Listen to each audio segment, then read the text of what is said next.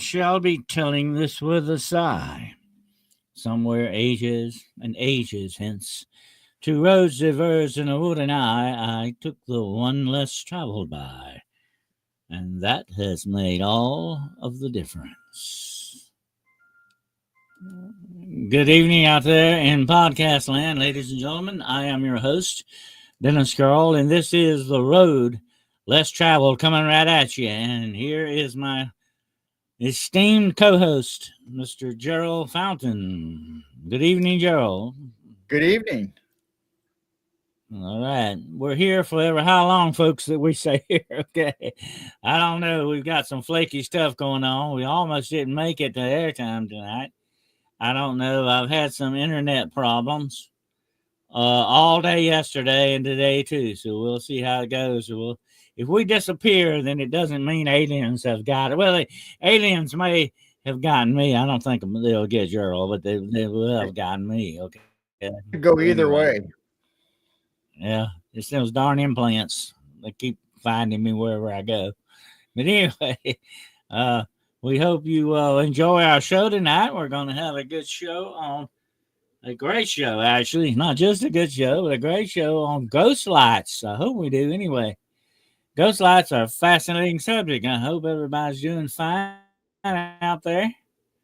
And we got past the weekend, and it's Monday again. Of course, that doesn't bother people like me and Gerald because we're retired. Okay, it's just another day to us. So we might have a little pity on you there. Okay, all right. But anyway, I want to welcome everybody in here. The ever lovely Miss Shiro is in the house. Miss Crystal is here. Hello, dear. The beautiful Miss Crystal. And Chicky Blue and Wizard Moon and Monica Davis, the ever lovely Monica Davis. And let's see who else we got coming in here. Somebody named Midwest Night Watchers, but I don't pay no attention to those people. I would pay no mind. Anyway, watch that guy. Okay. Anyway, we got Mr. Bigfoot Dwarf in the house. Hello, brother. Our brother from Los Angeles, the city of Lost Angels. Okay. And we got Una. Hello, Una. And Ida. I sound like I'm doing nouns or pronouns here or something. Una and Ida, right? Okay. All right. All right. We're getting this starting to load up on us here, Gerald. What have you been up to this week, bud?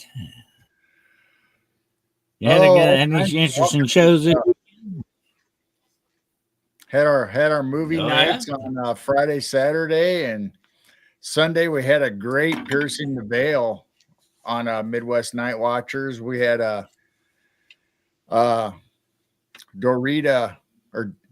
Doreen Fisher, and she was just fabulous, talking about metaphysical states of Bigfoot. And so go check that out if you guys didn't get a chance to watch our show Sunday. It was fantastic. I called some of that. That was a good show. If any of you missed that, you need to go back and check that out. It was a good show. Absolutely. I might have to come on there one night and co-host Creature Features with you there. we just play the movies. We're never on screen. I'll do my Vincent Van Dahl. I'll do Vincent Van Dahl for you. Stay tuned. Okay. I love to watch Creature Features. I like the old movies. The heck with some of these new movies. They're not worth your time, effort. I like the old movies, especially though what I like, Gerald, and it's what you've been showing some of lately. So the old TV movies, the ones made back in the 70s, 80s, and 90s. Right. There were some great TV movies, but they don't do that anymore. Okay, they can't, I don't guess, but they had some great stuff back then.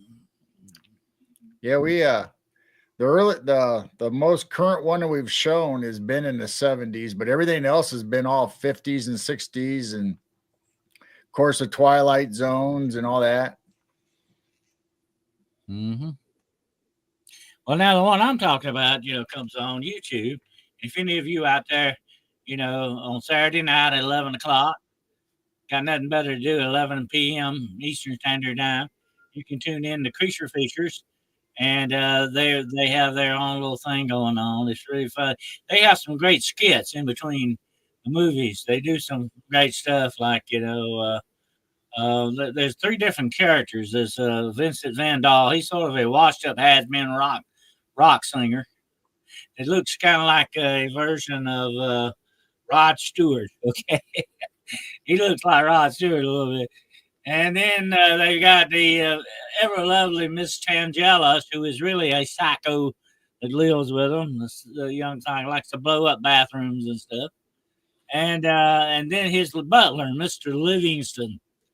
And he is a trip too. And if you ever get a chance to watch it, folks, check it out. It is hilarious. The heck with the movies, I like to watch them. Right. That's what I like. I like the interplay between them, and they don't show enough of them, by the way. But it's really a trip, and they're actually based supposedly in Bodega, California. Now, Bodega is where they filmed The Birds. You remember The Birds, Gerald? Yeah. And so the young girl who plays on there, the one that plays Tangela, and she's sort of like a mute version of Wednesday Addams. Okay, that's what she is. She doesn't talk at all, and but she is really a good little actress. I mean, it takes some good acting to be able to act without talking. Yeah. But anyway, she broke into that school from the Birds, and broke into it. Was looking around in it the other day. And so they have some interesting stuff on there. So if you ever get a chance just for fun, watch it. It's really neat. But if you're not watching Gerald's Creature Features, okay, I'll put it that way. Yeah, we played the Invisible every Man night. And The Trouble with Harry. Oh yeah, Trouble with Harry. I remember that. Yep. We've been showing some of the Twilight Zone too, haven't you? Yeah, we've been doing Twilight Zone, One Step Beyond. Do you remember? Do you remember, Gerald? And I was thinking about this. There's one of my favorite Twilight Zones. Okay, I got a bunch of favorites. Okay, I can't list them all. I got a bunch of favorites, but one of mine. Do you remember this guy played by John Denner? I know you knew who John Denner is. because he's a great character actor. He's been in everything. Anyway, he plays like an executive, and he and his wife have come back from Africa. And he had an oil well or something in Africa going on or something. And his wife is very superstitious, and she makes him carry a lion's tooth. She said the witch doctor back in Africa has cursed him. You remember this? It sounds familiar. He keeps, during the night, he keeps hearing these jungle sounds, you know. He hears a lion. You remember that? And at the end, it's got a great ending to it. He gets home and he thinks he's safe, and he opens the door and there's a lion laying on the bed. Great. That's great Rod Serling stuff, folks. You don't get any better than this. And that's the last thing you see, that lion jumping off the bed after him. That's it. So you got to check out. What is the name of that? I think it's called The Jungle or something like that. I'll have to look into that one. You need to play that one, Gerald. That's a good one.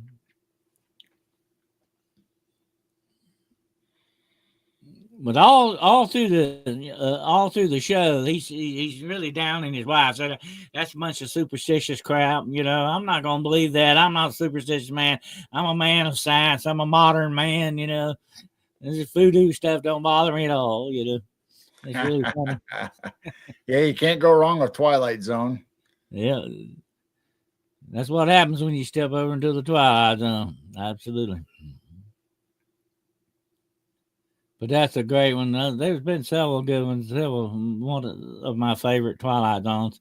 I like that one. I think we mentioned that last time we were on here about the grave, you know, with Lee Marvin, you know. Yes. The Western Twilight Zone where he sticks that knife in the grave, you know. Yep. That's a great one, too. Well, I like that one. You know what's so good? They created a good atmosphere for these things. Because when that happens, it's a windy night, out in the west, and the wind's howling, and it's just downright spooky all the way. You know what I'm saying? And that's great. That's great. They really knew how to. They really knew how to make stuff back then. Yep, they set it up really good. I even like the Night Gallery. I haven't played any Night Galleries yet, but I might. Oh yeah, Night Gallery was good too. I love Night Gallery. It had some good stuff. Night Gallery actually had a couple, 2 or 3 of H.P. Lovecraft stories. Oh. You remember one was the what was the name of that? Pickman's Model, where he actually was painting pictures of demons, and it turned out they were in his basement, the basement of his studio. And then there was another H.P. Lovecraft called Cool Air. I love that one. That's where the guy has a refrigeration unit in his apartment, and it's summertime, and the refrigerator. He's keeping his apartment like a freezer, and it breaks down, and his girlfriend is trying to help him, and what it is in the end, that he's really been dead for a long time, and that freezer's keeping him from decomposing. Yeah. Cool Air. That's a great one. I actually wrote a poem about that. I'll have to read it for you sometime. That's the name of the poem, Cool Air. Wow. That's a great Lovecraft story, boy. That was a good one. That would be a good short for you to make. Read that poem. Yeah, I have to put that on a short. I'll have to find it first. It's been a long time since I've done it. But I did one let's see. I did one the other night. Hold on a minute. Let me see if I can find it for you. I did this one. This one's for kids a little bit, although it's kind of be strange kids, okay? But this one is for the kids a little bit. And what I did, the way I wrote it, I kind of copied Dr. Zeus. Oh. Yeah, Dr. Zeus. Let me get it up right quick here. Okay. The name of this is Monster Hunter. Okay. I'm a monster hunter from long ago. I hunt them high and I hunt them low. I hunt them fast and I hunt them slow. I hunt them wherever they may go, in brightest day or darkest shadow. I hunt the short, I hunt the tall. I hunt the big, I hunt the small. They never know I'm there at all. That is until I make them fall. Then I hang them on my wall. Oh. I'm a monster hunter from way back. I'm always on their track. Sometimes I wait for their attack or take them down by bushwhack and put their heads in my monster sack.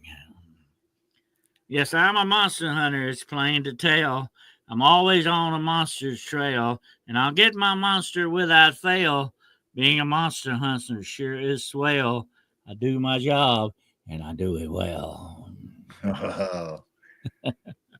That guy was messing around with that the other night, doing a little bit of channeling Dr. Zeus a little bit.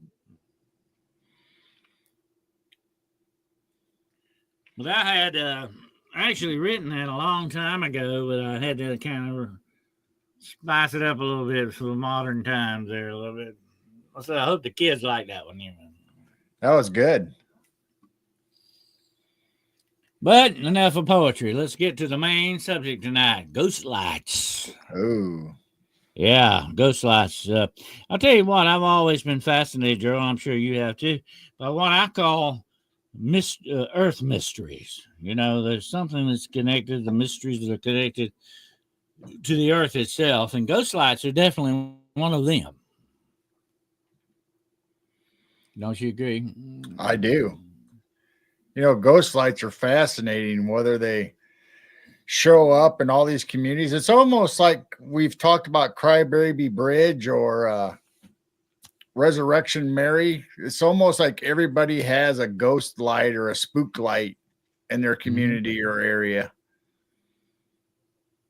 Well, many, many years ago when I was young, I camped out in a cemetery one night. That's a long story. I'm not going to get into that. But anyway, I camped out at a cemetery one humid Saturday night, and all night long I saw these lights, and they would go up and down in the cemetery. Now I found out later, years later, in my research, that they are called corpse candles, also known as corpse lights or ghost lights, of course. But they call them the old folks call them corpse candles.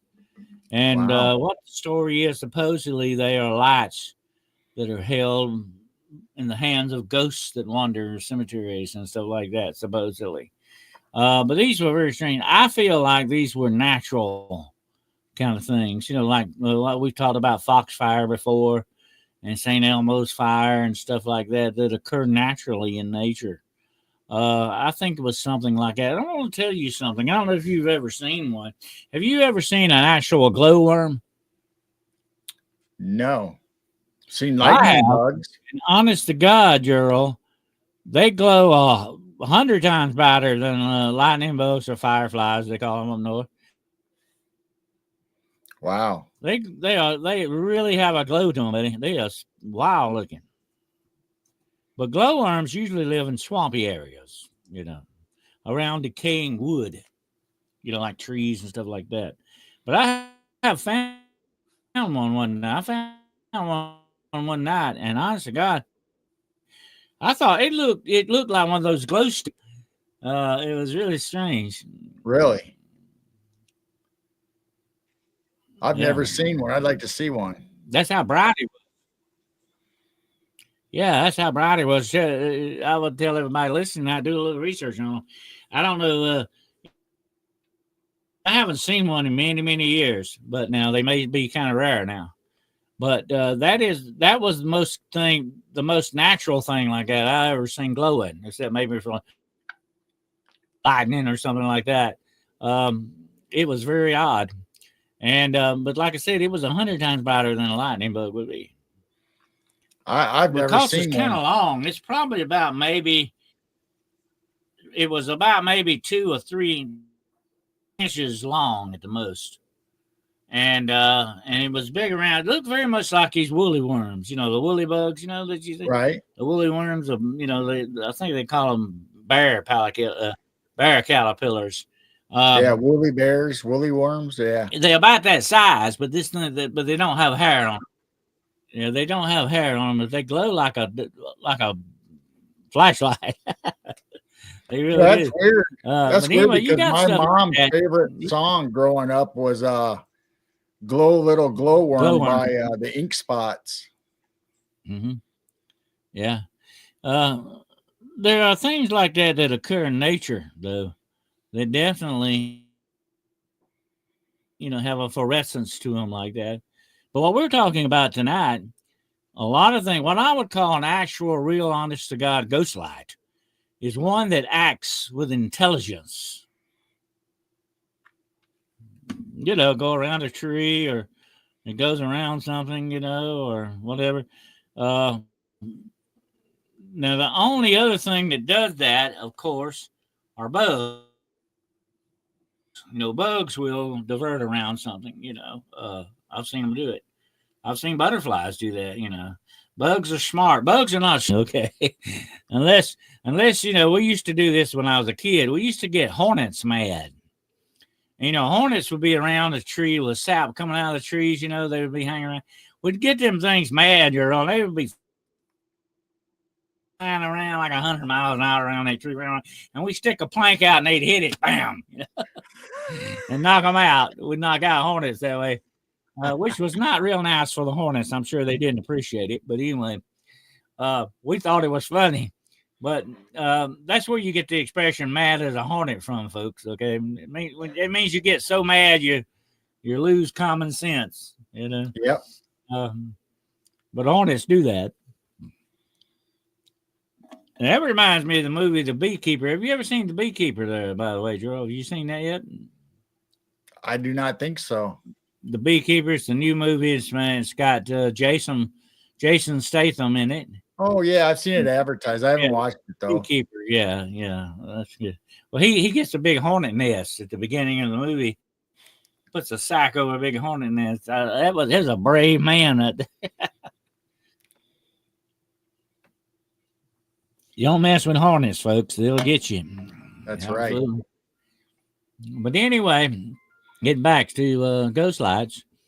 You've got a lot of very famous ghost lights in the world. We've talked about them before. The Marfa lights in Texas. The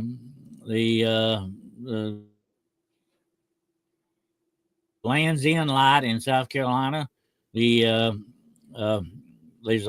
several of them that are around railroad tracks, supposed to be associated with railroad men that got killed or injured on the lines and stuff like that. Supposed to be ghostly lanterns that are still supposedly seen. Then you got the very famous ones like in Brown Mountain, North Carolina, right? Brown Mountain light, and the very famous Men lights in Australia. I've talked about them before, and there are many of them all over the world, and every state, just about, I guess, in the Union has some ghost lights. How about you? You got any up in Illinois? Oh yeah.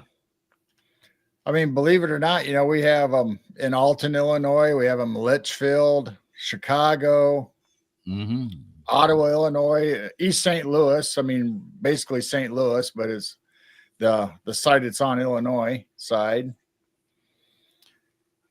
Oh, yeah. Since you mentioned a lot of stuff on Route 66. Since you mentioned Chicago, I just right offhand, I was going to mention this one since you mentioned that. Somebody was telling me that it's in the area where, of course, the building I don't think exists anymore, but in the area where the St. Valentine's Day massacre took place. Right. They say supposedly sometimes on that anniversary of that you will hear gunshots. Absolutely. Have you heard of that? Have you heard about that? Yes, absolutely. I think I've even done a show on it one time. Yeah, I think they did tear down the building, but if I'm not mistaken, the original wall might still be there. They got shot against. But yeah, you can go there and the people here, they can hear voices and they can actually hear the gunshots. Mm-hmm. Well, how many gangsters died? Suppose it was about 8 or 10, something like that. Yeah, it was like I think it was nine people. Yeah. And it was on a Valentine's Day, right? Mm-hmm. I think it had to do with bootleggers, right? They was fight over bootlegger territory, something like that. Oh, it was definitely a gang hit, and if I'm not mistaken, wasn't it Al Capone? Yeah, Al Capone was the one that instigated, right? Yeah. Scarface, Al Capone. There's one thing about him I've done a lot of research on Al Capone. He's a fascinating character, by the way. You never called him Scarface to his face. that'd be the last thing you ever did. Trust me. You didn't. You said yes, Mr. Capone. Mr. Capone. That's how you spoke with him. He was one guy you didn't mess around with. Absolutely. The weird thing about that is they were so brazen that they did it during daylight and they wore policemen's uniforms. Well, I think they had some policemen in their back pocket, right? Oh, I'm sure they did. Mm-hmm. Oh, yeah. But I heard something about that. I just meant to mention that to you. Somebody said something like that once, that on that anniversary that they say that you don't hear them real loud, but like they're far off, muffled. Sound of gunshots, and I thought that's fascinating. I'd like to camp out there and listen for that sometime. It'd be neat. That'd be quite a thing to hear. Could you imagine? Of course, they used Tommy guns, Thompson machine guns, then, so that'd be quite a thing to hear. Mm-hmm. Oh yeah, rat-a-tat-tat, huh? Oh yeah, yeah. If I was going to be a gangster, I definitely would carry a Tommy gun around with me. That would be my favorite. Absolutely. A Thompson gun. Yeah, that would be mine too. I'd have to get a violin case, just like they show in the movies, to carry it. Yeah. Hans wants to know, it probably is, didn't they do demonic ceremonies in the house where Sharon Tate was unalived? I never heard anything about that going on in that house. But the house is not there anymore. It was torn down and just and done away with. But being that's Holly weird, it would not surprise me, if that really Right. did happen. But we know Charles Manson was definitely demonic, without a doubt. And they say that there's a ranch in California that he lived on. I can't think of the name of it. It's very well known and it's outside Los Angeles, I think. Uh, a ranch that they still say they may find bones or bodies on that he got rid of out there. He would most of the time, Hans. He most of the time would get people to do his dirty work for him, but he would on occasion actually kill people. I think there was one time where they talked about a black drug pusher that was that Charlie didn't like or something. Wow. And Charlie murdered him and buried him on that ranch somewhere. And it probably because he charged too much for his drugs. I don't know, but that's wild stuff. Yeah, you still got that's still ongoing. Yeah. Before he moved out west, he was in our neck of the woods. He was in Peoria, Illinois for a while during his youth, and he got in so much trouble that they told him to head out, to leave town, never come back, and that was from his relatives even. Oh yeah, well, I'm gonna tell you something about Charles Manson, and I've done a lot of research on that. As a matter of fact, when I was younger, I followed that case, Helter Skelter. I followed it very closely because it's fascinating stuff.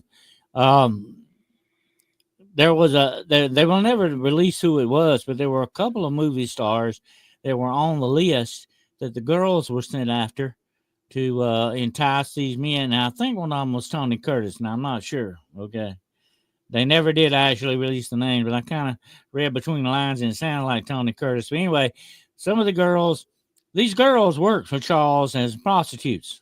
Okay, that's how they brought money in. And there were a couple of well-known actors that were, buying these girls. Okay, and one of them I think was supposed to be Tony. What's his name? Tony. I can't think of his last name. Anyways, well known. There were two of them that would have died that night, but they just happened not to be home. The girls went to see them. Charlie sent them out to kill them, and they just happened not to be home. They just very lucky they didn't do that. But that's what he was. He would send these people out to do this stuff, Wow. But I think Doris Day's son was involved a little bit with that too, and Charles Manson actually left a bullet for Doris Day's son because Doris Day's son would not give him a recording contract. Okay? Right. And that was just like saying, "I'm coming for you." Here's the bullet with your name on it. You know what I'm saying? And I think Doris put her son in hiding and got him out of that. Yeah. Mm-hmm. Oh yeah, I think she kept him from getting too deep in that. But the reason I mentioned that ranch I was talking about, they say they have seen lights out there, unaccounted for lights. Here's an interesting thing about ghost lights. There's a history of ghost lights being seen around battlefields, places of trauma, murder sites, things like that. Even have been some reported at car crash sites where several people have died in some of these car crash areas. You see crosses, you see marking the side of the road where some people died and all that. That lights have supposedly been seen around them. The theory is, Gerald, I'm going to see what you think about it. The theory is that this is residual spiritual energy in these places. What do you think about that? Oh, absolutely. We know from us talking and doing shows and doing our research that a lot of places that's had trauma or something bad happen, and it could be a car accident, on a certain corner that happens over and over again. And people talk about shadows and dark beings hanging around on those corners. I mean, we have the Civil War hauntings and stuff, and there's actually ghost lights from the Civil War in some of these battle zones.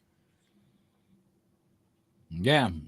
That's interesting because I have been to several murder scenes in my time, and you do get a freaky feeling around those. It's almost as if there's dark energy remaining there in those places.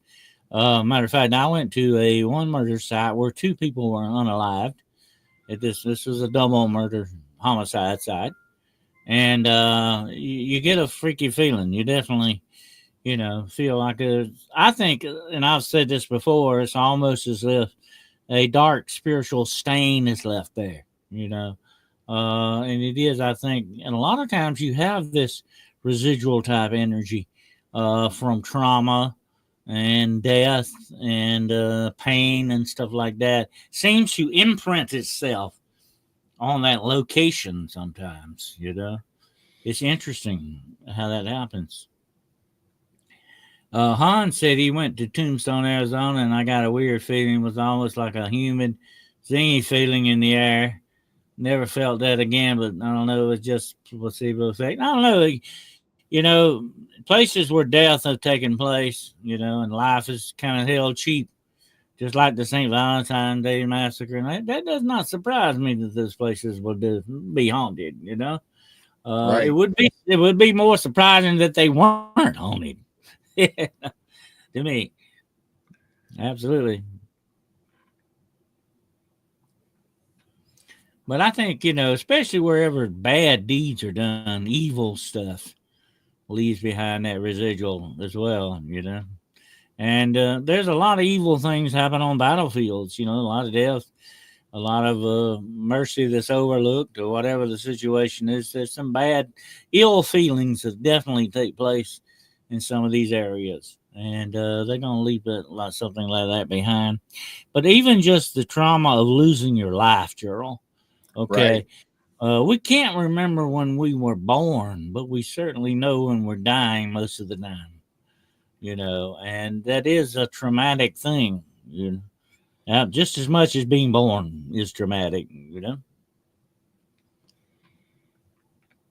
So we brought up Resurrection Mary earlier, and supposedly that not only is there orbs or lights shown in the Resurrection Cemetery, but they said a lot of times people reported when they've seen Resurrection Mary on the side of the road, looking or hitchhiking, whatever you want to say, that some people report her holding the candle. And some people say when she disappears, there's a light that kind of lingers and goes off into the distance. Also, people have seen her on the side of the road, said she has no face. Yeah. Yeah, that's creepy. That's creepy when you think about it. I think the most interesting presentation of that was done on Unsolved Mysteries. If anybody's ever gets a chance to see that on Unsolved Mysteries, of course, Robert Stack could read a telephone book and make it sound interesting. But that's a great show, by the way. It had some great paranormal stuff on it, but that was a creepy thing they did on Resurrection Mary. And they did a dramatization of that. Then people in the car going by, seeing her walking on the side of the road, that would freak anybody out, definitely. So since I guess we'll just keep going down Illinois or Chicago for just a little bit. Also, Chicago Heights has a headless horseman or a headless rider on back roads around Chicago Heights, and they said you can see the orb or the light shining like he's searching for his head, is how the story goes. Well, since this is St. Patrick's Day, and I'm more Irish than anything else, we do have in Ireland the legend of the headless horseman. Actually, he drives a coach, the coach to bar, as it's called. He is sort of the death coach. If you die, it comes after you, and he will park outside your house and call your name. And you come out and get in the coach, and he takes you off. That's an interesting legend. I think you see that a lot. I think it's very well represented in Darby O'Gill and Little People. That's a great movie, by the way. The coach to bar. You do not want to ever see the coach to bar. Wow. Yeah. But so Washington Irving didn't actually have a moratorium, and that's a pun, folks, okay? He didn't have a moratorium on Headless Horseman. Okay, they already had one in Ireland, but I have a matter of fact, not too far from where I'm sitting, Gerald, is a story where a guy told me, and he was very factual about it. And he was a young guy, and he was walking home from school, and he cut through some woods, patch of woods, and I guess thought he was taking the shortcut, whatever. And said he was walking through the woods, and he heard somebody walking behind him, And he just kept walking. He didn't look back. He just kept walking, and he heard this person. And so he started speeding up a little faster, And he heard the person behind him speed up, And he was just about out of the woods, and he turned around and looked, and he said there was a man walking behind him without a head. Wow. And I said, and he said it didn't take him long to get home that day. So I guess he about took off pretty quick after that. But that was very interesting. And I come to find out, I did a little research, and sure enough, there was in this patch of woods, and I went and found it. Actually, I found the actual spot where there had once upon a time been a gas station on the edge of these woods. And what had happened, this guy was at this gas station. I found out about this. He was putting air in a tire, and the tire blew up, and a piece of the rim just took his head off. Oh my! And I said, and that blew me away when I heard that. I said, "God, that's the headless man that this guy supposedly saw." Was he still trying to get home or what? That's really wild. So I camped out there for a long time. I was very disappointed. I never saw the headless man. But anyway, that was very strange. But, when you do investigations on stuff like that, you do the research. And that's why I was telling somebody today, that's why we need to call ourselves actually investigative researchers. That's what we're doing, That just doesn't mean you're sitting in a chair and reading something. It means you're actually going out looking for.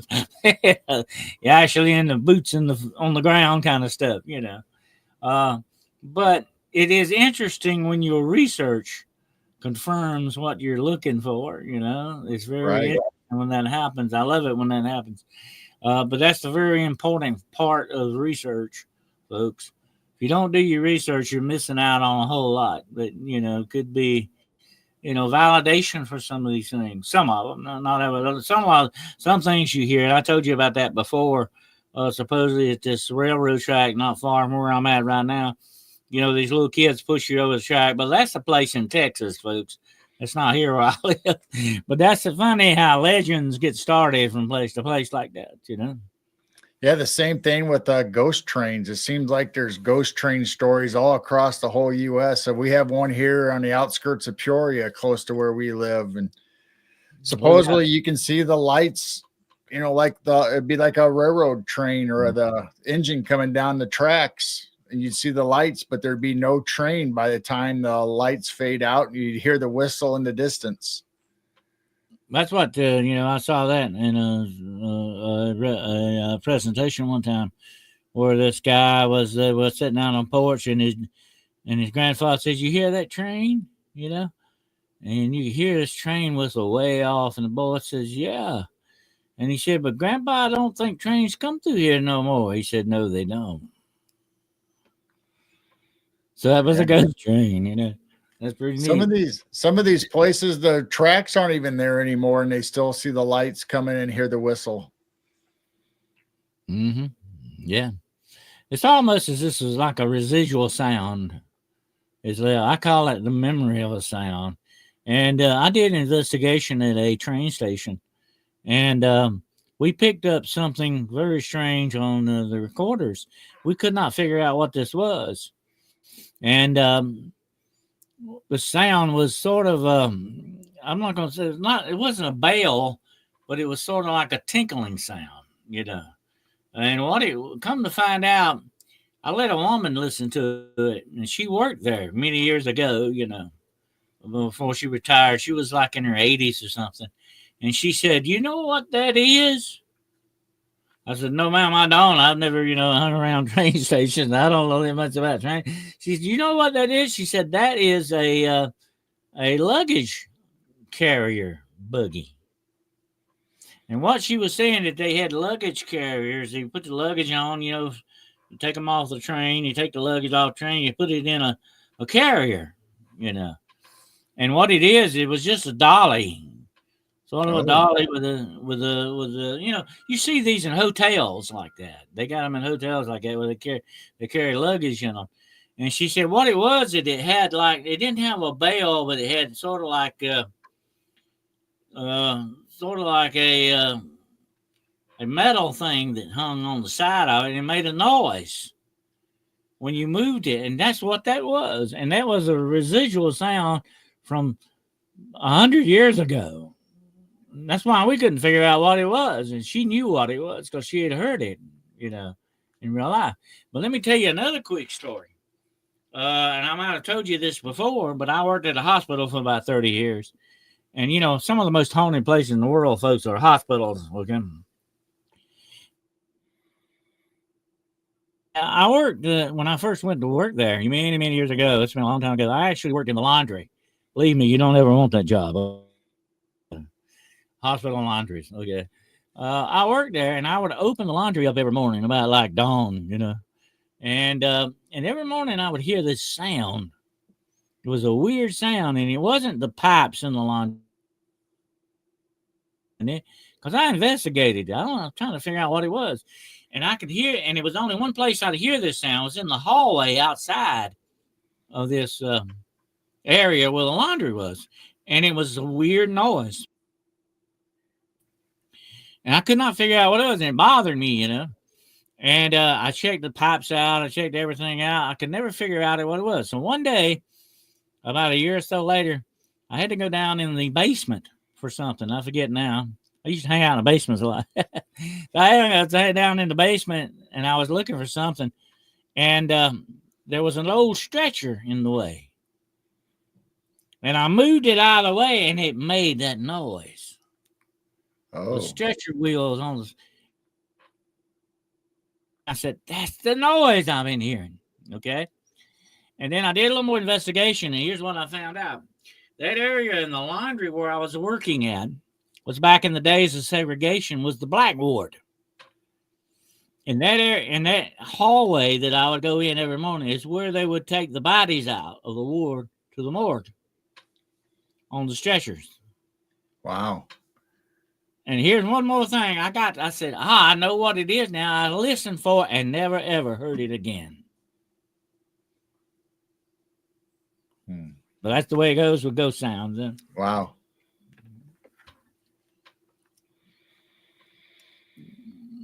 But it's very interesting when you find out, you check the history, you do the research and find out something collaborates what you're looking at. It's very interesting. It's sort of like the missing piece of the puzzle, that you're trying to put together. But that was some of the most that hospital had a lot of haunted areas to it. The morgue definitely was a real freaky place. You had a weird feeling, not just because it was the morgue, because it was very anesthetic. It was very business looking place. I mean, it wasn't scary looking. You know what I'm saying? Right. But it had a freaky feeling to it, and I think it was a lot of energy around it as well. Matter of fact, the guy I heard the other day, the guy I used to work with in that morgue is retiring this year. They got your attention. You figured out what they were showing you. Yeah, I think that's what it was. I mean, they wanted my attention when I found out what it was and started paying attention. They were satisfied, I think. That's the way it goes. But anyway, those are some of the most haunted areas that you can get in, or places like that. Trauma in hospitals, life, death, pain, suffering, sorrow, right. A lot of emotion. And I think wherever there's a lot of emotions, you have these things, There's a lot of Native American ones too that have that pop up. Yeah, that's true. The said I worked in a hospital laboratory. We had to shower in the morgue during hurricanes. Ooh, yeah. Well, one day we had a basement that had supplies up under the morgue. And I went down in there to get the supplies or something, and it was wet down there. And I went back and told them, I said, we got a leak out of the morgue down in the basement. And they said, well, you ought to clean it up. I said, I'm not going to clean that up. Get the hazmat suits on and go out. Because that is formaldehyde. I can smell it. I said, that's formaldehyde. It leaked. And what it was, it leaked out of the drains of the morgue. That ain't good. Wow. The drains of the morgue where all the body fluids draining. There's a show called Paranormal 911. I absolutely love it. They talked about some crazy haunting stories in hospitals.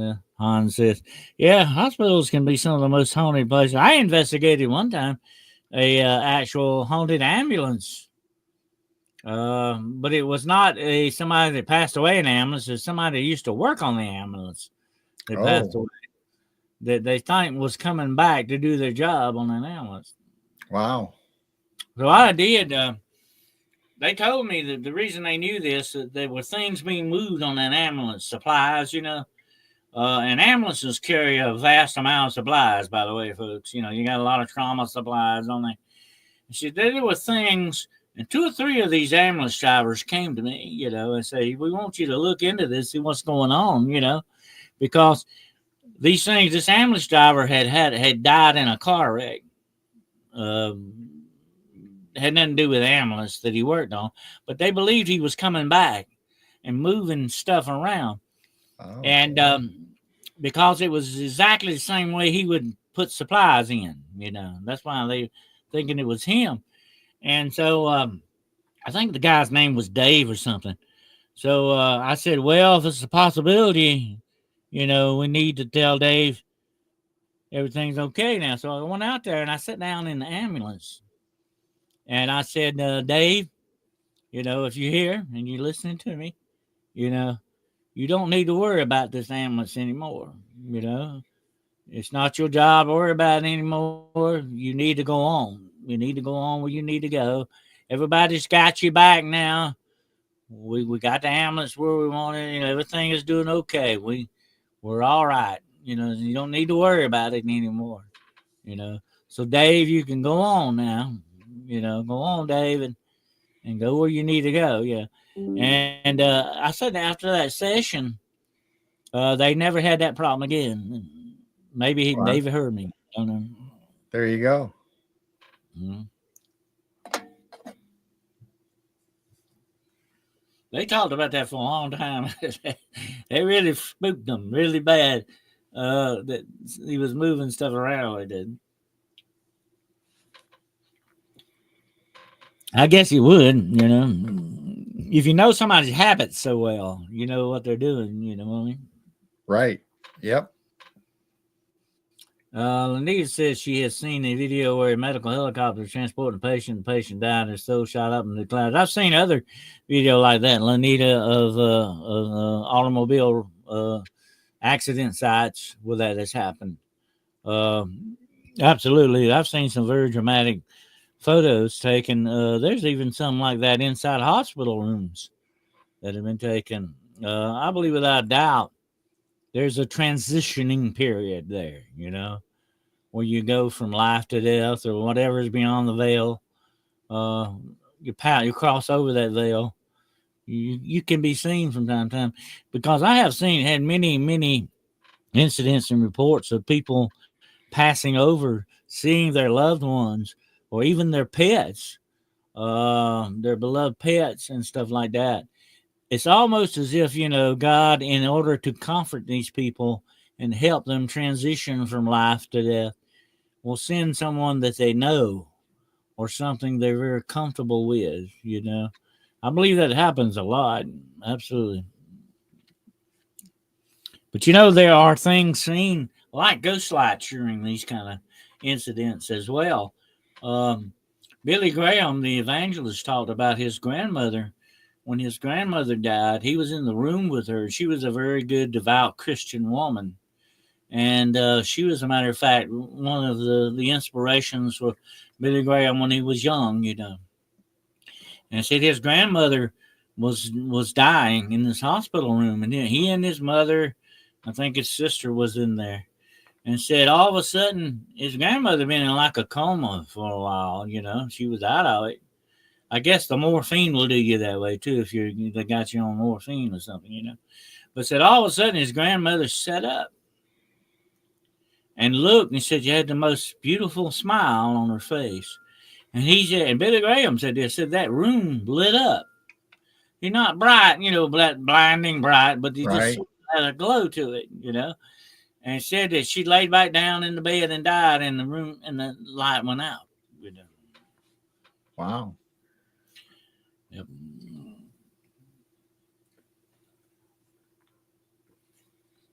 That reminds me supposedly of the final words of Stonewall Jackson, who was, wounded and lost his arm and was dying. And his last words said, let's cross over the river and rest in the shade of the trees. He could see something beyond that hospital tent that nobody else could see. You hear a lot about this. There's thousands of cases of this. I don't think it's just hallucinations. Some of it may be, but I don't think the vast majority is not. No, I don't think so either. Blue Eye Bandit said right after death, many different sized people were 0.7 ounce lighter. I believe the soul can be weighed slightly. When you die, certain things happen to the body itself. And I'll tell you a quick story that the orderlies told me in the hospital. So this orderly was training a new orderly. He had never been, his first day on the job. He was training him, and they went to ICU to retrieve a body, And so that the older orderlies told the new orderly, says, you get the feet and I'll get the, shoulders, and we'll put it on the gurney here, And said as he went to do it, the new orderly picked up the feet. The body kind of relaxed and said, oh, like that, But what it was, air leaving the body, Yeah. And it said that orderly, he hadn't seen him since then. He got the feet, he was gone. That was it. Said he hadn't seen him since that day. That was it for him. But the body will do that. It will actually move sometimes. It will jerk. It will just about everything, maybe even set up almost, because these are contractions of the muscles, rigor mortis, and all this other stuff sitting in, air leaving the body. So definitely you're going to get a little bit lighter, no doubt about that. But I think they actually could judge how much air left the body, and it was something beyond that was supposed to be how much the soul weighed, in relation to that. But I don't know. I don't know where you get those figures at, but that's what they said. But the body undergoes a metamorphosis when it dies. It's very interesting. And I would advise people to do research on that because it's fascinating stuff to see. A lot of us don't ever think about it and the things that, happen at death. And there's rigor mortis, and then there's another transition where you become limber again. The rigor mortis goes away. It's very interesting what happens in those times. But some people have actually said they have seen bodies have sort of like a glow to them. I've heard reports of this on the battlefield that they have actually seen people kind of light up a little bit, like, when their soul was leaving their body. Like, if you read about conception, at the very moment of conception, when the sperm goes into the egg, there is a burst of light. Right. And I believe that is the moment that you are actually created and that you're actually born. It's the moment you begin life. And I believe without a doubt that light is spiritual. Spirit entering the body, which is why we've often talked about being clones, not having souls. because they are not actually naturally born like that. You know what I'm saying? So Right.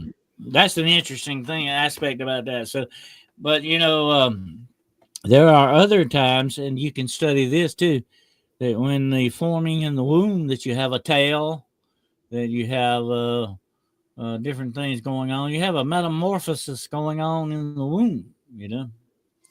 That is very interesting as well. So, life and death are very parallel in some ways to how things go on and how things happen with the human body. But I've actually seen time lapse photography. If you put a body out in the woods on a hot summer day, that body will be gone in about 2 weeks. And animals will scatter the bones and stuff. The bones may still, your bones will always remain a lot longer than the rest of you. That's just the way nature designed you. It's sort of nature sort of takes care of its own.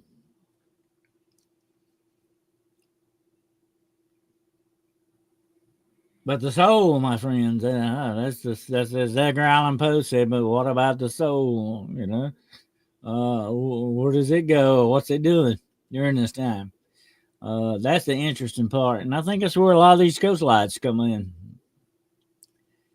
Philip says he saw his great grandfather pass, and it seemed for a moment it got brighter when he died, and it looked as if his body released excessive heat. Yeah, people say they see that. Yeah, definitely. A doctor in the early to mid 1900s, Una says, would put patients on a large scale that held the entire body right before. Yeah, I've heard of that. Yeah, he would actually say he would be weighing the amount of what, because you got to remember, though, certain gases begin to form and dissipate. You got to take a lot into account of what's going on, because there's a whole completely different process when it comes to death.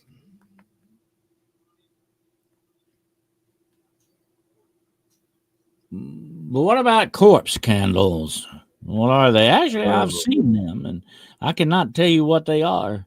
I think there's some kind of naturally occurring thing, but I think these things are kind of still unknown to science. I think a lot of this going on is still the mystery, Right. A lot of atmospheric stuff. Lights are seen before earthquakes and volcanoes eruptions. Lights are seen during different, and they're like the Brown Mountain lights or the Min lights. These lights are seen on a regular basis too, almost clockwork like. That's weird too when you think about it. The Land's End light, by the way, in South Carolina, is supposed to be a sailor who walked out on the Sound with a lantern to warn a ship off the rocks or something, was killed, and supposedly the ghost is still going out there with a lantern doing what he's supposed to do. But there's also several of them. I can't think of the Mako light. The Mako light is very famous. I think it's in South Carolina, North Carolina border. The Mako light is supposed to be a ghost light seen on a railroad track. I think his name was Joe Baldwin. He got his head cut off. He was a lineman. Oh. And he got caught between two trains and got his head decapitated. And supposedly you still see him carrying his lantern on the railroad tracks. I've actually seen photos of the Mako light. It is a weird looking thing. But here's the interesting thing, Gerald. You walk up and get closer to it, it moves away from you. But when you move away from it, it comes back closer to you. It's strange. Like I said, it has almost... It's like a negative and positive reaction, huh? Mm-hmm. Almost like it has an intelligence, though, But then, of course, you have the very famous Will-o'-the-Wisp. The Will-o'-the-Wisp is supposed to be evil spirits doing this to you. They will lead you off and get you killed out in the woods or the swamp at night. The old timers used to say, never ever follow a light at night. It only gets you in trouble because it's meant to lead you astray and get you lost and killed. It's supposed to be an evil spirit type thing going on. And of Wow. course, there are plenty of folklore and superstitions about these lights luring people away to their death. So it's usually not good to follow ghost lights, folks.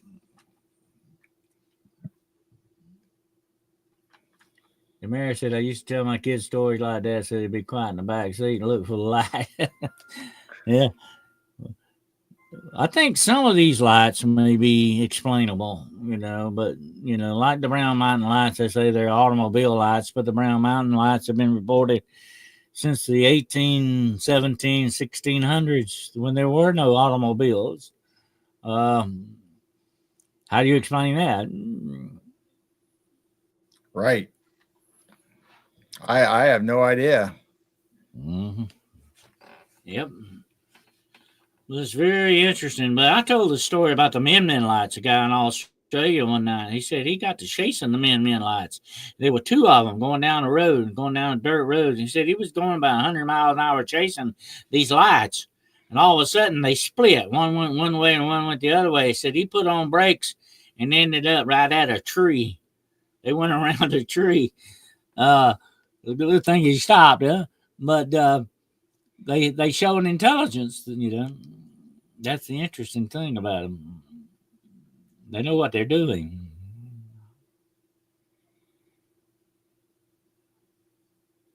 You got a picture up of a ghost light here, Gerald? Yeah, this is supposedly a famous road. I think it's Route 66. I'm not positive. Some of the descriptions are kind of vague, but I believe this is from Joplin, Missouri. Mm-hmm. And most of these pictures that I have tonight are from like the 50s, maybe 60s. So this is a family out there came out to see the lights. It's the same thing you were just talking about. You'll see the light in the distance and it looks like it's getting closer, but then as soon as you start observing it, it seems like it's going away, and sometimes it'll split in two. And these lights sometimes will glow orange or red, and sometimes maybe a little blue tint to them. That is freaky. Yeah, absolutely. There are some people that claim that these lights may be angels or something.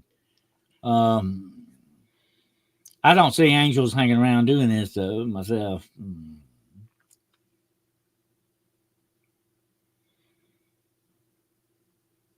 So this is the same road with different people that took pictures. So look how bright that thing is.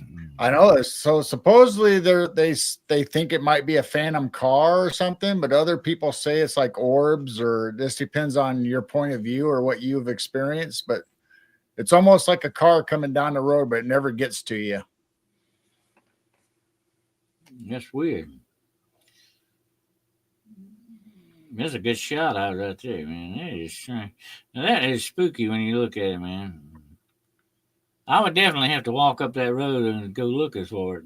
They say when people travel down that road or try to go find it, it's like it keeps getting, like you said, keeps getting further away or it disappears. So nobody's ever got to any place close to see what anything is.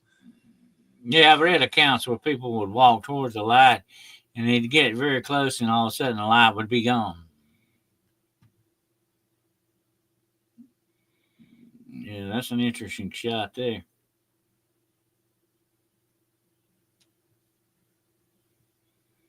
Can you blow that up a little bit more? Oh, yeah.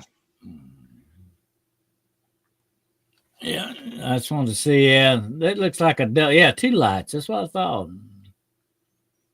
They say sometimes it's one light and sometimes it splits off, and kind of like the stuff people see in the sky, where you'll have like an orb or a light in the sky, then all of a sudden it splits off in two or three other lights. Mm-hmm. That's freaky. Yeah, that's wild. And this is a Maple Lake, and supposedly this is in Illinois, and they see ghostly lights along the shore, and sometimes it's out in the middle of the lake or the pond. I guess it's a pond more than a lake. And that's kind of like That's kind of like the lights in Marfa, Texas. Gerald, I read about a guy. He was camping out. He was in a camper, and he parked in his field in Marfa. He didn't know anything about the lights. He didn't know anything about that, And said he woke up during the night and got, he probably went out to, take a bathroom break.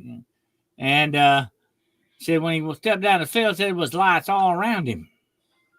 And he said, freak, it scared him. He didn't know what was going on. He said, are people out here playing with flashlights or something, But it wasn't that. And he said they were moving all around him, And he didn't know it. And he come to find out next day, that guy up the road to him said, fella, you parked in the middle of the Marfa lights. No wonder you saw. He didn't even know about it.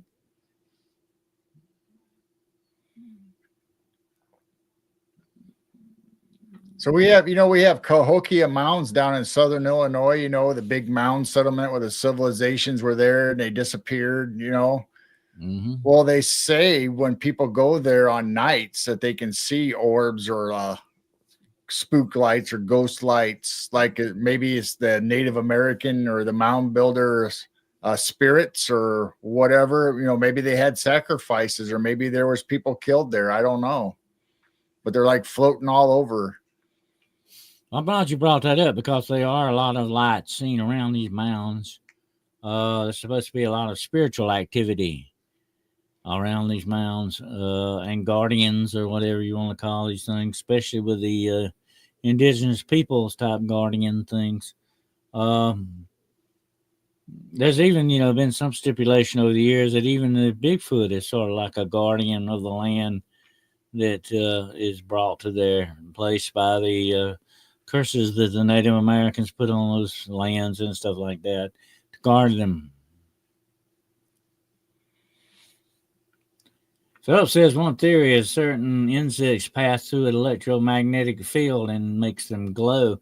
I've heard that too, but I have never actually seen one do that. Maybe they do. I don't know. How about you? You ever seen one do that? Now, Gerald has recorded some sky rods and stuff. Right. His cameras. Sky rods are very interesting.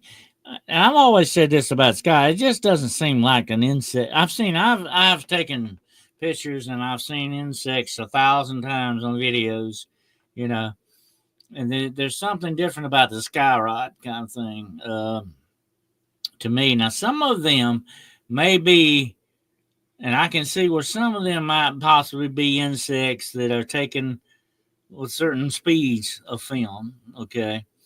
But just occurring on a regular video like that is very interesting because it's not governed by speed as much as cameras and stuff are. You know what I'm talking about, right?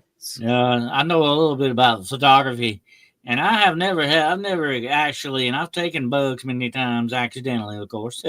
I wasn't out trying to get pictures of bugs, but I've taken them accidentally. I've never had one show up like that, like a sky rod. Okay, I've had them show up, but not like that. I've had them look like fairies almost, the way the wings would, be frozen in time and all that. Right. Dragonflies do the same thing. You would swear a dragonfly is a fairy if you take it the right kind of direction. But sky rods, these things are different looking. There's, I don't know. There's kind of an otherworldly look to those things to me. That's just my own opinion. But, right. That's how we feel about it. I mean, we got hours and hours of videos and we have bats and we have insects and moths and all this stuff. So we know what the birds and all the normal stuff look like. And then all of a sudden you have these other objects that show up. And some of them, we're filming 24/7 on our outdoor cameras. So we have it during the winter, during the fall, during the summer. So that one night it was below zero. And there was snow on the ground and no wind. And these things were just going crazy out back. We talked about that one time before, Gerald, about insects in the wintertime. You don't usually have a whole lot of insect activity in winter unless it's a rather warm day and it gets up in the 60s or something. You may have some insects come out, certain insects come out. But when it's 40 and 30 degrees, you're not going to have insects flying around that much, okay? Definitely not. especially nothing like bees or wasps or anything like that. Um, so what's going on with that? You know what I'm saying? Right. We have no idea. They're fun to Yeah. watch and fun to speculate, but I have no clue on what they are. Well, that's I what mean, I it could. told I mean, you. some of them could be spirits. They could be, I don't know, something dimensional. I have no idea. That's what I told you. I mean, it's not normal insect activity, put that way. But I think without a doubt, Gerald, there are things living. I believe it's the atmosphere above us is almost like an ocean on the earth itself. You know what I'm saying? But it's in the atmosphere. It's or as the Bible called it, a firmament. I believe it's like another. There may be things living in it, just like they are in the ocean. Right. You got all these reports of sky rays and all these other things that people see, and they shouldn't be there, but they still see them. They're still reporting them. You know what I'm saying? I believe, without a doubt, science doesn't know a lot of what the unknown is above us. No, I don't think so Just either. below us. Matter of fact, we had a show. So if anybody wants to go check it out with Mr. E or Justin England, we talked about, skyfish and jellyfish orbs and UFOs. And he talked about the firmament also, that there could be otherly world things that are trapped, just like you said, up in our upper atmosphere or up in the different stratospheres of our environment. And every once in a while they come sailing down, then they go back up. Yeah. Just like fish chewing the sea, they go down sometimes, go down enough with the pressure, then bomb and come back up. Hans says where I live, we have lightning bugs in the summer, but some of these lights in the woods definitely not behave like. Oh, absolutely. You can tell a lightning bug. I mean, anybody can tell a lightning bug from some of these other things, but that's what we call a will-o'-the-wisp. A will-o'-the-wisp or willow-wisp. These things are corpse lights, whatever name you want to call them by, corpse candles. These things, by the old timers said, is something like we talk about it in the Appalachians. Sometimes you see things, it's better not to even mention them. You know what I'm saying? Right. Especially not to follow them. Don't track them down. You might not be happy with what you might find, but it's sometimes better to kind of ignore some things for the best when you do run into stuff like that. Definitely. Yeah, we have lightning bugs here. We see them come out of the fields, at night, and they have certain flight patterns. You can tell what they are and what they look like. But then all of a sudden, you'll have certain ones that kind of look like a firefly, but then they have like almost like fairy dust or something, like a trail of light or something coming off the back of them. Well, let me say this about orbs, okay? And people get mad at me about it. Well, I mean, this is my opinion on it, but I've dealt with a lot of orbs in my time, and I can on a rainy night, I can take all the orbs you want. Okay, I can take all the pictures of orbs you want, or if there's a lot of dust in the air, or whatever the situation is. Those are dust motes and water droplets. Okay, let's forget about them. Those orbs are not worth talking about because that's natural, that's proven, especially since we've got the kind of photography we have nowadays, okay, and not the old film type, okay. We're really picking up on these. Don't worry about that. I have a lot of. I actually had people come to me. Oh, look what color it is. Look, it's got a face in it. I said, ma'am, that's a water droplet. Okay, I mean that's very easy to see what that is. People get mad at you because they want to read something different into it. Okay, but there is something else beyond that, an orb, and I have seen them with my own eyes that I think is some type of a spiritual energy, okay? Because it also has an intelligence to it. I was called in one time by some ghost experts to look at a film that they took of a light in a room, and this light, girl, goes across the middle of the room, okay? And as it gets to, guess what? It gets to the wall, it veers away from the wall and goes back to the center of the room. And I told the guys, look, I said, that's not a bug. That is not a water droplet or dust mote. That is an orb. Okay, that's what it was. And I have actually seen these, Gerald, with my own eyes now. I'm not making this up. I've seen them form like and pop, make a noise when they pop like. Wow. I've seen them do that. I think it's some kind of energy, whether it's spiritual energy or some type of energy. It could be some kind of earth energy. I don't know. But it does seem to have an intelligence to it. If it veers away from a wall or veers around people, it has an intelligence. Water droplets and dust motes don't do that. Right. Or dust and water don't go through walls or people either. I have seen supposedly some that go through walls, but if you see it coming out the other inside of the wall, you may have something different there too. That could be a spiritual like energy. I'll tell you the reason why I say that, because the one I saw was very lit close to a wall, and it may have come through that wall before I saw it. Okay.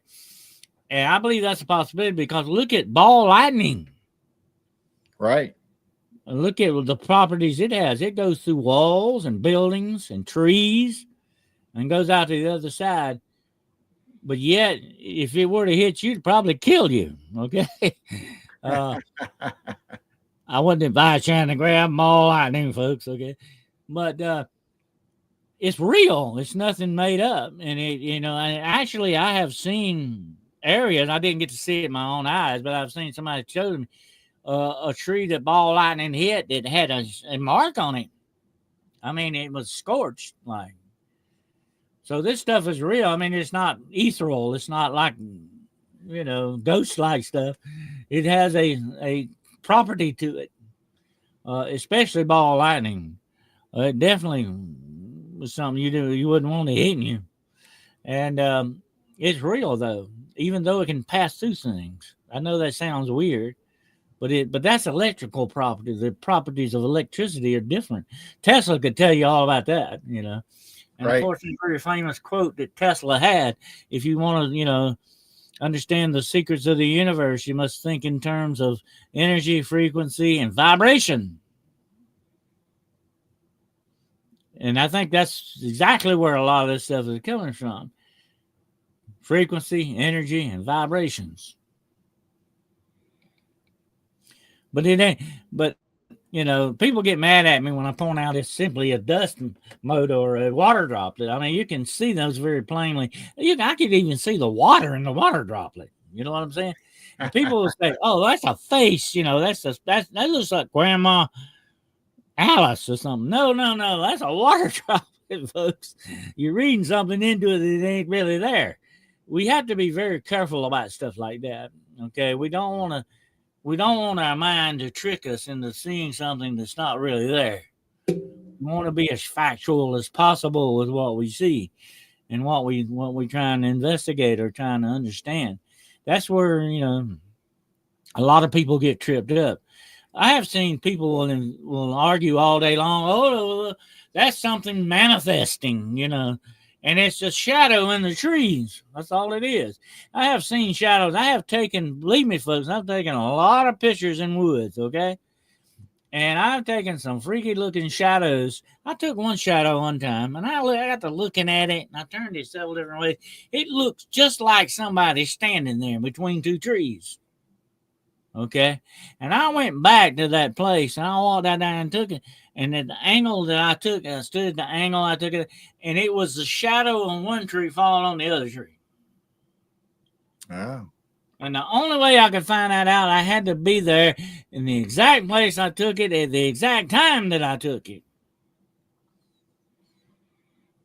But that's the way shadow and light play out. Right. Yeah. You got to be very careful with that. The mind can be tricked by the eye, and the eye can trick the mind into believing things sometimes that is not real or it's not really there. Right. But here's the thing about it, though, Gerald. Sometimes we want to believe so hard, we'll make it so, even if it's not. Yeah. Though, you got to be careful the other way, too, though. You got to have discernment, because what if we're thinking it's pareidolia and it's really a spirit or really something that's happening, and we're writing it off as, I'm just seeing that as pareidolia? Well, you know what my number one rule for that is? Change your angle. your perception of what you're looking at and see if it still remains the same. See what I'm saying? Right. If you change your perspective just a little bit, just even the tilt of your head, you know what I mean? Yeah. I'm just saying we've all seen lots of weird and strange things in our lives. And so I wouldn't put it past that some of it could be real. But if it goes away when you move your head, you're probably, it's just the angle that you're at. You know what I'm saying? That's science. That's the way it goes. But if it don't change when you move your head, you got something there. You know what I'm saying? You got something going on. Because I have looked down a lot of dark hallways in my time, taking photographs and video and all that stuff. And that's why I tell people a lot of time video can be very misleading. Really, still photographs are better in some ways because you can blow them up.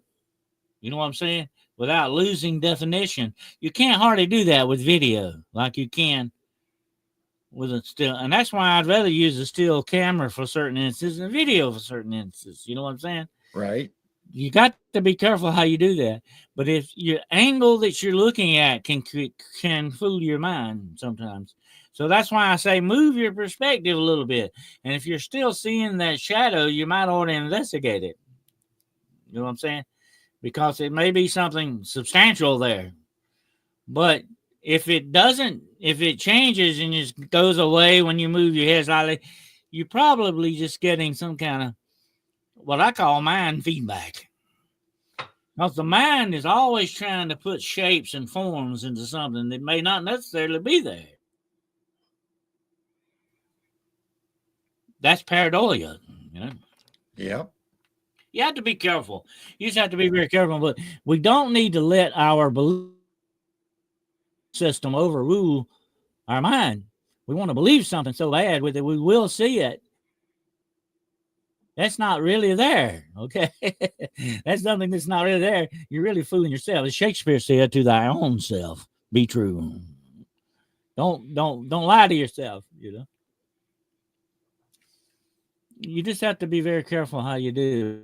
Believe me, I've been in some real free. I've seen light and shadow do some of the freakiest things, man. That's a shadow. And you see a lot of cast shadow. Did you know that? You're I've seen breaking it. up. All I know is I don't dismiss everything right away as pareidolia. I make sure that I look at it and try to examine it from other angles and other possibilities. But I think some of it's good, and I think some of it is actually pareidolia. You just have to discern for yourself. I mean, sometimes I see other people's pictures, and I don't know. It could you have be to look at it from every angle. There to see it. That's why I named one of my shows Normal Point of View. You got to take a different point of view on things sometimes to understand it. And you got to take more than one point of view, you know. But that's the way it goes. That's part of investigation. That's why it's called investigation, you know. Right. Mm-hmm. Now, vision helps, Blue Bandit, but it can also fool you if you're not careful. That's like I say, you got to be very careful. That's why you need to have more than one type of equipment there, you know. Sometimes you have different types of equipment or different types of cameras. You know what? Some of the best, I have seen things show up there on just a regular camera that had no night vision, nothing like that. I've seen things show up on it better than the night vision camera. Right. Because you're getting a more natural view on it than you are with a night vision camera. See what I'm saying? Because you got to remember something. Why have you got night vision? Night vision is throwing an infrared light on something. Okay? And when you shine a light on something, you can change the way it looks if you're not careful. I don't care what kind of light it is, whether it's an infrared light or just a regular light or whatever. But if you can take something in darkness sometimes with just ambient light, I call it, like, street lights outside or something. Right. You get a much better picture with that than you do an infrared light.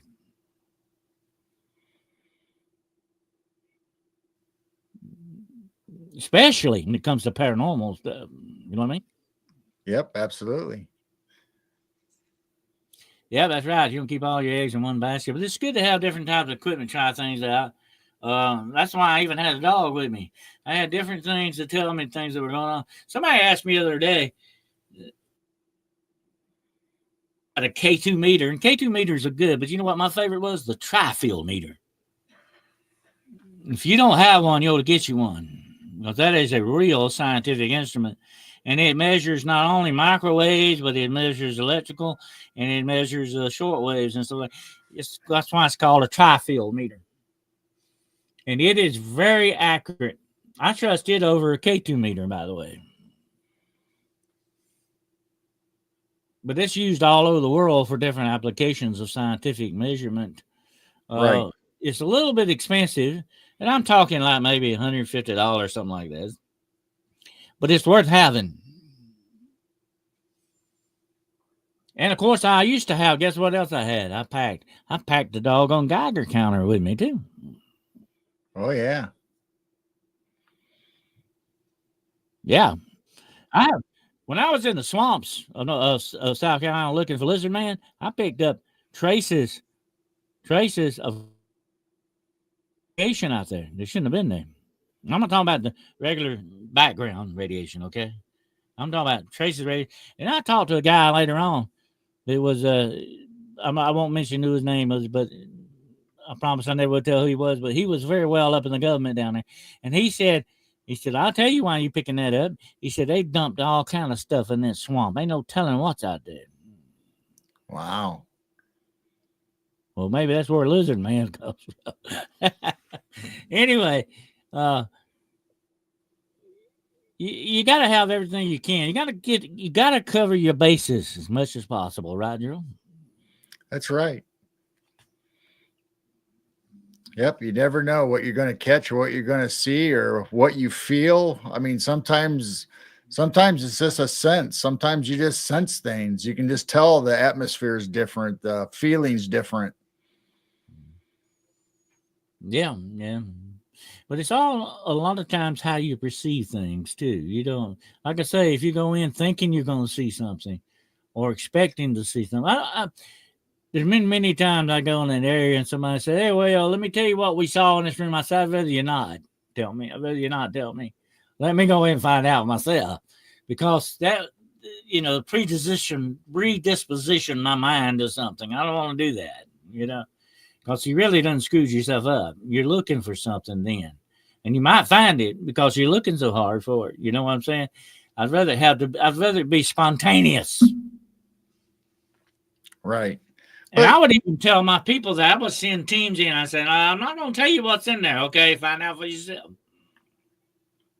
what's been reported. And they would kind of get mad. They said, well, we need to know something. No, you don't. I don't want to shade your mind one way or the other. I don't want to throw shade on you. You go in there and find out. Come back and tell me what you find. But that's the way you got to do it,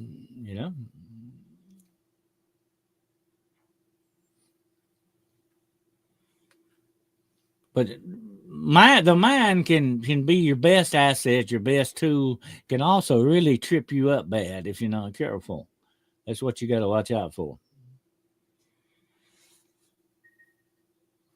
Blue Eye Bandit says you trust your gut and your goosebumps. Well, that's part of it too. Right. I always felt the hair on the back of my neck. That was an indicator right there. But I have been in so many places, and I know you know what I'm talking about here, Gerald, that it becomes second nature, that you can almost feel these things, Absolutely. Yeah.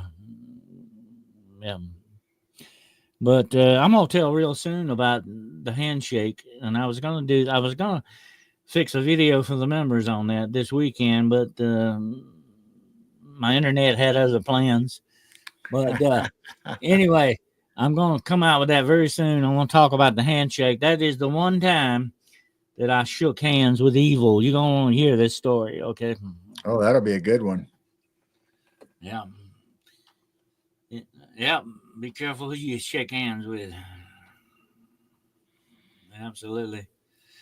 But anyway, ghost lights, very fascinating thing. Absolutely. I've seen a few, and like I say, to me, it still remains somewhat of a mystery exactly what it truly is.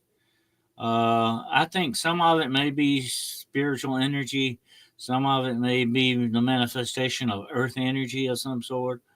It may be outside factors to things. Uh, I had a guy one time argue with me. He said, "Look at this weird ghost light." I took it in the living room and I got to looking at it, got to looking at different. I said, "That's an automobile light outside going through the curtains." Yeah, you got to be careful about the outside influences. They can screw you up. I hate places like that because I've always looked upon an area like that as like an experimental area, and I try to keep it as ambiguous as possible from anything, any kind of outside interference. That's impossible though with some places. Okay, that's what's gonna happen. You're gonna have a car horn, or you're gonna have car lights, all that stuff. But don't let it fool you. Don't let it fool you or trip you up. Try to understand what you're looking at and what you're dealing with. You just got to be careful. Is it a real ghost light or what? Look for a tag. It may have ghost light on it. If it does, then you got one right there, definitely. Absolutely. Static in the air, Hans says that's the feeling I had in Tombstone. I couldn't think of it. Yeah, it is sort of a static. Yeah, it is. I can tell to the point where you could tell somebody's looking at you or something's watching you. That is by the way, that is a very distinct demonic feeling. The demonic does that. That's the holdover from when they were once upon a time, like the watchers, the angels that watch. They're watching. They're always watching us. Definitely, I think we're fascinating to them to a certain extent. They're always watching us. Things are always watching you, but some are watching you with bad intent. That's what you got to watch out for. The ones that don't like you.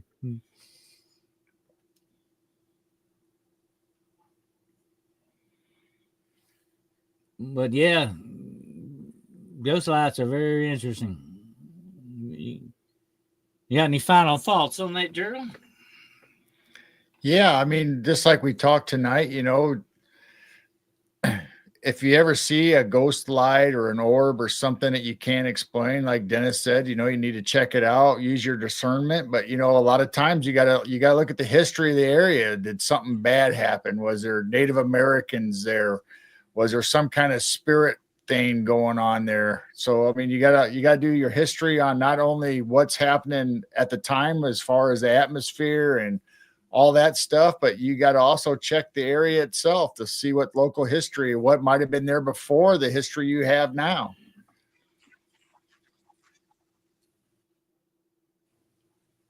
Absolutely. Like I said earlier, light and shadow can do some weird things. As a matter of fact, I have seen light. You ever seen these little tags that they've got nailed on telephone poles? Right. They're metal tags. They're ID tags is what they are. And they're metal tags that are tacked on, and them things can light up like new money when the light hits them just right. Okay, so you got to remember, folks, there could be a natural explanation for some of these things you see, but then on the other hand, there's an unnatural.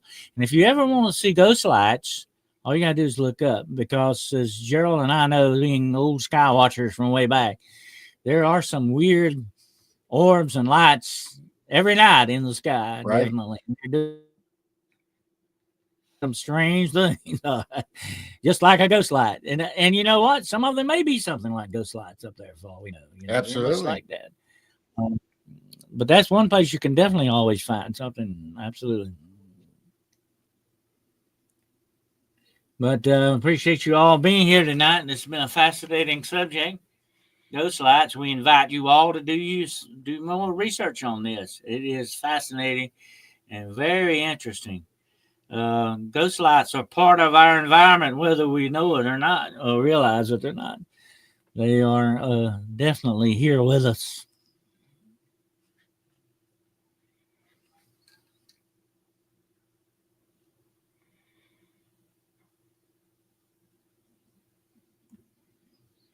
But yeah, it's a fascinating subject.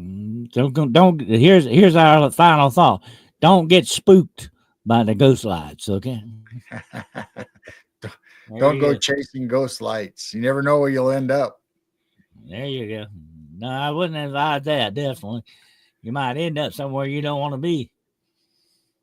Absolutely. But we appreciate y'all joining us tonight. I'm glad we got to hang on long as we could. I don't know what's going on the internet tonight. There's freaky stuff going on. But I think they're still working on the lines out there or something. I don't. But that was a very bad storm system. I hope that's the last one for a while. As an old veteran of hurricanes, I don't like the storms that much. I like to watch a storm. It's I like I always call a storm sort of like nature's fireworks. You know, it's interesting to watch, exhilarating to watch, but you don't want to be the recipient on the other end. You can help it, definitely. But I always call it, you know what I call it, Dracula weather. You know. Anyway. Yeah, we like a good thunderstorm where you can see some lightning and maybe a little bit of a breeze to make the trees sway a little bit, and maybe some gentle rain. But when it gets too extreme, you can count us out. We don't like no tornadoes or hurricanes, or never a good thing. Right. Tornadoes and hurricanes are not good. No. You know, I was telling somebody about that the other day. Of course, that's a subject for another time. But there are people who claim that there are demons who inhabit the storms, storm demons. And supposedly that storms are actually supposed to be caused by the demonic or bad forces. And it's not the good forces that are doing the storms. And I can kind of see where that's coming from, definitely.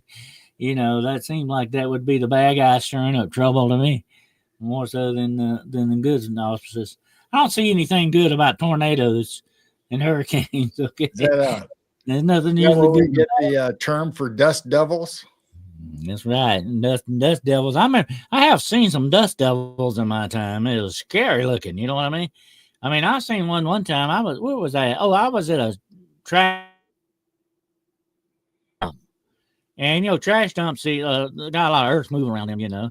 There was a lot of dust and everything. And I seen honest to gosh, Gerald, I was standing there watching it. I seen a dust devil get started. It ended up taller than a telephone pole. Yeah. And it was picking up trash and throwing it around. And I'm sitting there watching. I said, nah, that's the way tornadoes probably start, you know. I've seen people's lawn chairs picked up and their little tents picked up and thrown all over. Yeah. I was watching a movie the other night where it was a real windy night, and I think it was probably like the Santa Ana winds in California or something. And they were going out out of a motel or something, and there was like lawn chairs blowing across the lawn there. I've gotten hit with them before. That doesn't feel good. Lawn chair coming at you at about 30 miles an hour. You know? Or a grocery cart. But we appreciate you. Oh, yeah. Grocery cart would be worse. Huh? What it would do to your car, much less what it does to you. Definitely.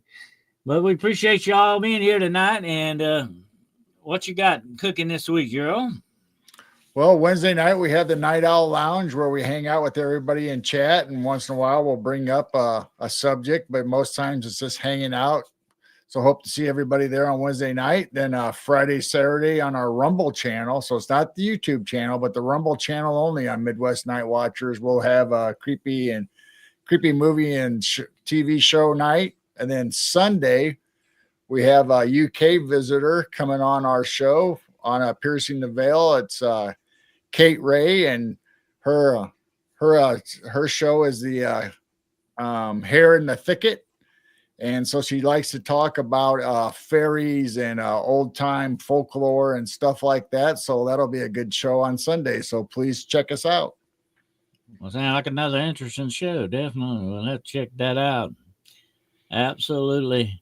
Stay tuned, as that guy always says. Yes, sir. And we'll see what comes next. And Wednesday night, we'll be doing Hunting the Shadows. And Friday night will be Paranormal Point of View. And we'll see what we'll get into next week on the road. Let's travel. All right. But we appreciate you all being here tonight and joining us and your support. Absolutely. We appreciate your support tremendously. And just showing up and watching it and interacting with us is always a great thing. Absolutely. We appreciate each and every single one of you. Okay. And we hope you have a fantastic rest of the week going on up to Hump Day. And we get over that. We'll be doing all right. Yep. Happy St. Patrick's Day. Oh, yeah. Yeah. I like that shirt, by the way. I think I got one like it. Anyway, yeah, because forget about your store, Gerald. Gerald's got a store, y'all. Tell them about your store there, Gerald. So I don't know if Jane's still out there, whoever can put the link in chat. But yeah, if you go to Printful, Midwest Night Watchers at printful.me, we have t-shirts and drinkware and hats and all kinds of stuff in there with our shirts like this, our logos, and Chiro Sound has her logo. We have the Night Out Lounge logo in there, and we actually have some Bigfoot and some Mothman stuff in there right now. So check it out. You can get some refrigerator magnets if you'd like also. That sounds good. Well, please, if you're looking for some merchandise and get you some cool swag, go check out Gerald's store, okay? And tell him I sent you. I don't know what kind of discounts you get on that, but tell him I sent you anyway. And but check him out and support him. Support him every which way you can on that. And that's the link right there. Yep, on there the screen it is. for the Midwest Night Watchers Printful. I got to set me the store up very soon. I got to do that too and see what else what merchandise we can haul out on that for everybody to look at. But anyway, we appreciate your support definitely on that. And make sure you stop in and check that merchandise out. There you go. All right. We hope y'all have a great, fantastic St. Patty's Day, what's left of it, and the leprechauns don't pinch you. I'm wearing green. How about you, Drew? You got your green on. I put green on for the show, but I didn't wear it all day, hoping that Chiro Sounds would might come up and pinch me, but it didn't happen today. Maybe later. I just said, to get on the right side of the leprechauns, I'll wear some green today just to be on the safe side. Absolutely. But anyway, I like that cartoon show St. Patrick in the car with a bunch of snakes, and he's driving the snakes out of Ireland, Anyway, right. That's pretty good. All right, folks, we appreciate you being here tonight. Watch out for those ghost lights out there, and if you do run into them, give me and Gerald a call. Okay, and we'll see what we can do for you. Absolutely. But we appreciate you being here tonight, and until we get back together again with you, be careful out there. Keep your head on swivel. Keep an eye on your six and watch out for the ghost lights. Any other lights, too, that might be out there. Right. And absolutely. And we appreciate you very much being here. And until we get back together again, Godspeed. Ciao. Good night, everybody.